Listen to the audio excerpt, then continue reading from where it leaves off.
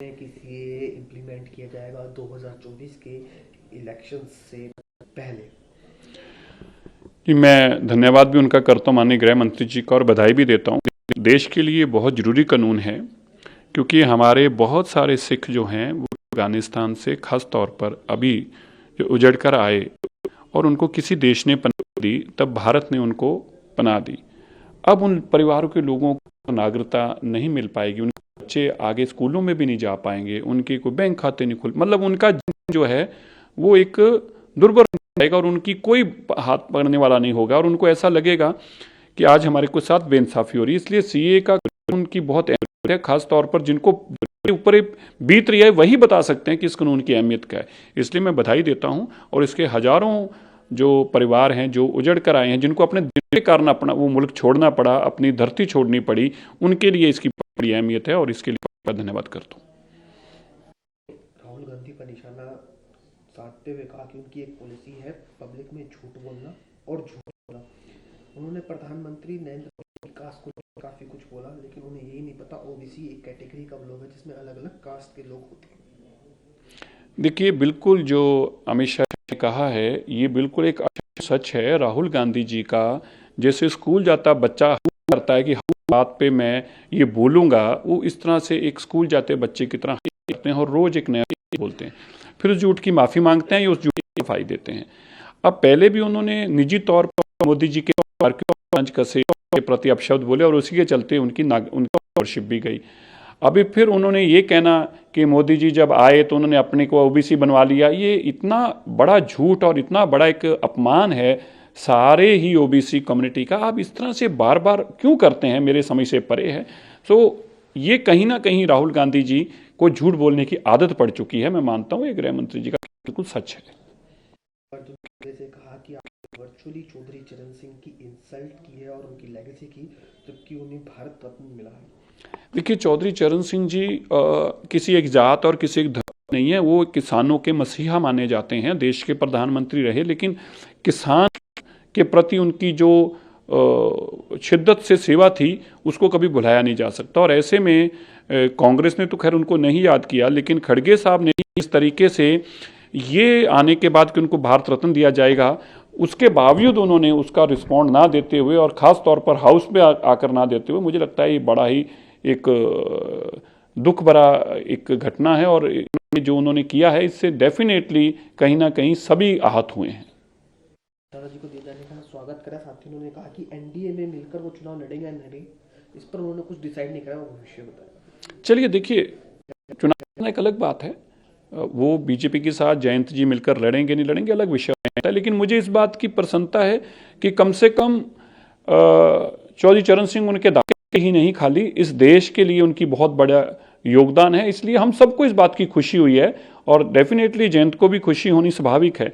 लेकिन ये आते जाते रहेंगे। हम तो चाहेंगे कि हमारा कुनबा और बढ़ता जाए, देश के सभी लोग इस भावनाओं को समझें कि अगर देश को विकसित करना है तो हमें एकजुट होना है। लेकिन पार्टियों की विचारधारा अलग अलग रहती है, संभावनाएं रहती हैं, जुड़ने ना जुड़ने की अलग बात है।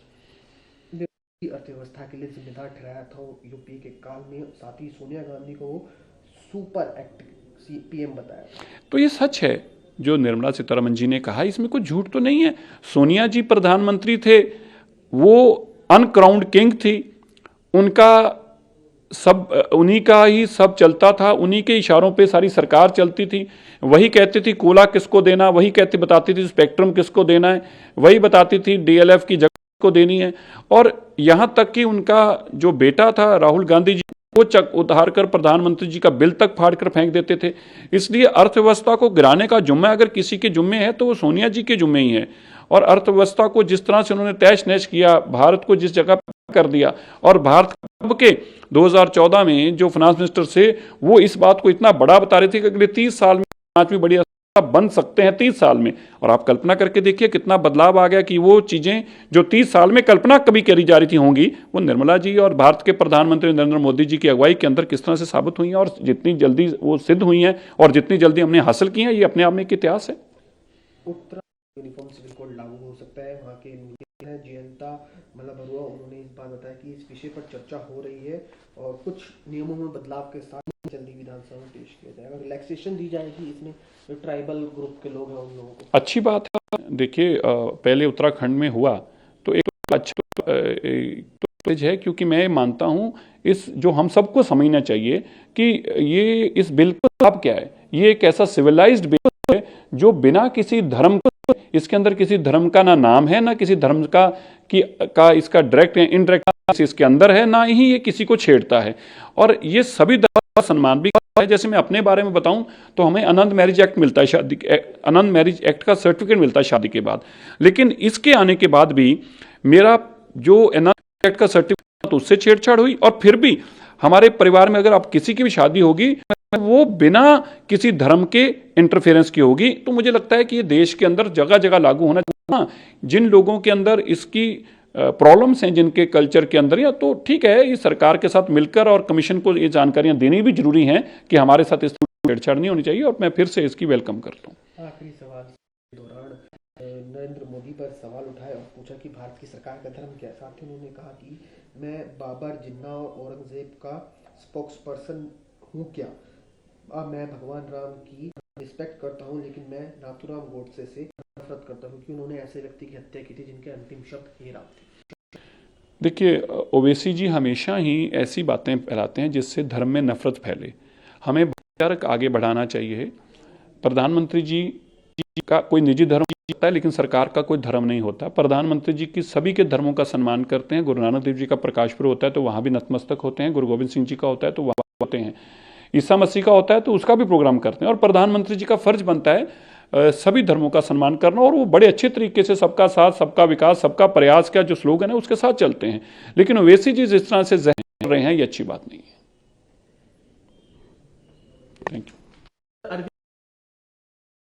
है कि पंजाब की 13 और चंडीगढ़ की एकमात्र सीट पर आम आदमी पार्टी अकेले चुनाव लड़ेगी और अगले 15 से 20 दिनों में उम्मीदवारों के नाम की घोषणा करेगी। किस तरह से? देखिए ये कभी कोई अलायंस था ही नहीं, ये इंडिया अलायंस क्या था, इसका पर्पस ये था कि एजेंसियों के ऊपर दबाव बनाया जाए और जो करप्शन के पैसे इकट्ठे किए उनको बचाया जाए।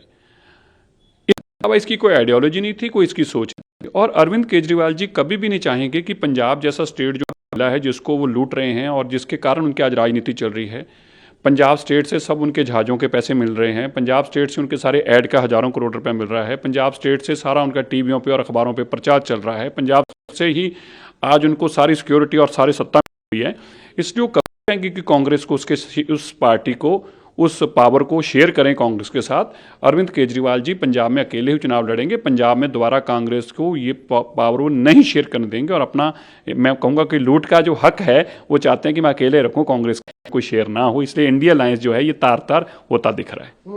कहा कि मैं हाथ जोड़कर लोगों से आशीर्वाद मांगता हूं कि झाड़ू का बटन दबाकर 14 की 14 सीट जिताए। किस तरह से कोई भी आदमी यही कहेगा कि मैं हाथ जोड़कर वोट मांगता हूँ, इसमें तो अधिकार है मांगने का। अब लोग को जवाब मांगेंगे, इस बार नशे का जवाब मांगेंगे जो पंजाब के अंदर बड़ी तादाद में, और पंजाब में आम आदमी पार्टी के एमएलए इस नशे तस्करी में हैं। लोग जवाब मांगेंगे जो गैंगस्टर्स का कल्चर गया है। लोग जवाब मांगेंगे जिस तरह से किसानों को पीटा जा रहा है, जिस तरह से पगड़ियाँ उतारी जा रही हैं, जिस तरह से टीचरों को पीटा जा रहा है, गरीब जो है वो रो रहा है। तो लोग इसका जवाब अरविंद केजरीवाल जी से मांगेंगे। ठीक है, 13 की 13 सीटें वो लड़ेंगे इस सपने के साथ कि वो जीतेंगे, पर मुझे लगता है कि पंजाब के लोग 92 सीटें जिताने वाले लोग आज उनके साथ नहीं हैं, आज उनके विरोध में खड़े हैं।